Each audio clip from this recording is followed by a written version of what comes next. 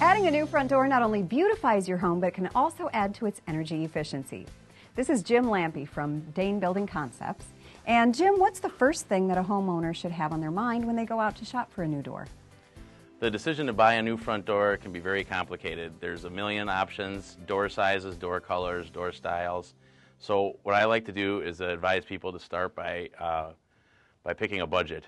Find a number that you can live with, and that's a good starting point to select the door. Well, what's better? There are lots of options out there. There are wood doors, metal doors, fiberglass doors. What's the best? I recommend steel or fiberglass to most customers. They are energy efficient, they're insulated well, they're very low maintenance, easy to take care of, and they're full of foam, which gives them a much better R value. Okay. How about wood doors? Is there any risk of warping or expansion? There is. In this particular case, it wouldn't be as much of an issue because we're covered. But generally, the wood doors on the front of a house are going to hit rain, they're going to get sun, they're going to warp, they're going to twist, and they're going to need to be refinished from time to time. What's the cost difference for each of those types of doors if people are trying to sort out what type would fit their budget the best? Generally speaking, a steel door, like what we have here, is the least expensive direction to go.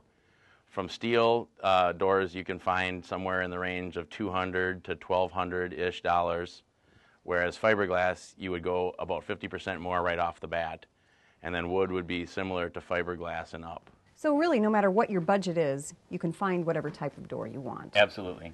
Okay. Now, I know that doors can sometimes be really tricky in the installation process. Why don't you walk us through all the steps that you take when you install a door?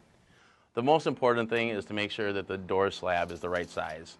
There's standard sizes that go in 2-inch increments. So to figure out what size the opening is, measure the existing door. That's by far the best first step. Second is the depth of the wall.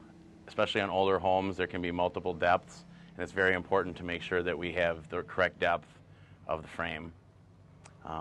We also check to make sure that the existing house is plumb, level, and square before ordering the door to make sure that it's going to fit.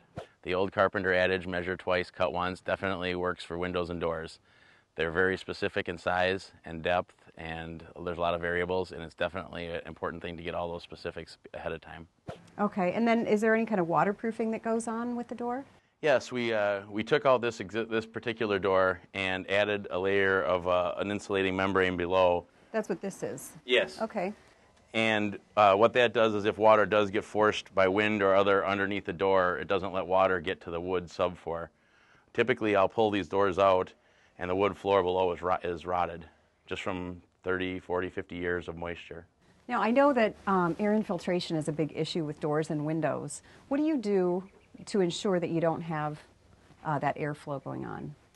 After the door is set in place and anchored, we then foam with minimally expanding foam around the interior perimeter, and that keeps the air from coming through so you don't feel a draft through the trim. And it's not a real heavy expanding foam? No, it has to be the minimally expanding type.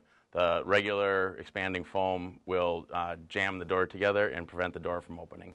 What are some things that you do personally to ensure that the door is set properly? Well, the first is to make sure that the door is plumb, both inside to out and right to left. If it's not plumb inside to out, the door will open and shut on its own.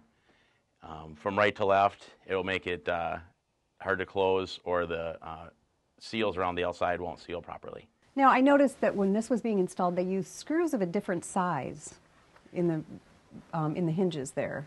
We use screws, especially on the top 2 hinges, that are long enough to go through the door jamb and into the framing of the house, which prevents the door from sagging over time from its own weight. Now, we've talked about the door itself. Let's talk about the glass within the door. Is there anything that shoppers need to know about glass? Well, if this particular door, we have a patterned glass. If it was a solid pane of glass, then we look for a high efficiency, and also for low E glass if it's an area where it's going to get sunlight, to help from the floor fading inside and help with energy efficiency.